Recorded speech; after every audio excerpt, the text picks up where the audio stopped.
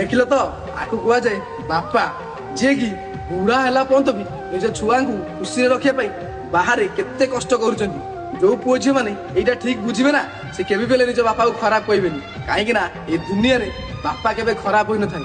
ଯଦି ବାପା ଖରାପ ହୋଇଥାନ୍ତା ନା, ତମେ କେବେ ବି ହେଲେ ଛୋଟରୁ ବଡ ହେଇନଥାନ୍ତ।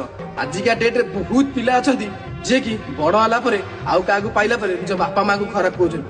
ସେତେବେଳେ ସେମାନେ ଗୋଟେ କଥା ଭାବୁନାହାନ୍ତି, ଯଦି ବାପା ମା ଖରାପ ହେଇଥାନ୍ତେ ତାହେଲେ ତମେ କେବେ ବି ହେଲେ ଏତେ ବଡ ହେଇନଥାନ୍ତ। ଏ ଭିଡିଓ ଦେଖି ବୁଝ ଯେ ଜଣେ ବାପା କେତେ କଷ୍ଟ କରିକି ନିଜର ପରିବାରକୁ ପୋଷିଥାଏ। ସବୁ ଛୁଆ ମାନେ ଖରାପ ନୁହନ୍ତି, କିଛିଟା ଛୁଆ ନିଶା ଦ୍ରବ୍ୟ ଖାଇକି ନିଜ ବାପା ମାଙ୍କୁ ବି ଖରାପ କୁହନ୍ତି। ସେଇଭଳିଆ ଛୁଆଙ୍କୁ ଗୋଟେ କଥା କହୁଛି, ଯେତେବେଳେ ତମେ ବି ବାପା ମା ହବ ନା, ସେତେବେଳେ ତମେ ଜାଣିପାରିବ ଜଣେ ବାପା କେତେ କଷ୍ଟ କରିକି ନିଜ ପରିବାର ପୋଷେ ଆଉ ନିଜ ଛୁଆକୁ ବଡ କରେ। କଣ ଭାଇ ମାନେ ଠିକ କହିଛି ନା? ଯଦି ଠିକ କହିଛି ତାହେଲେ ଭିଡିଓଟି ସମସ୍ତଙ୍କୁ ସେୟାର କରିବ ଆଉ ନିଜ ବାପା ପାଇଁ ନିଶ୍ଚୟ ଲେଖିବ ଲଭ୍ ୟୁ ମୋ ବାପା। ସମୟ ହାତରେ ଡୋରି।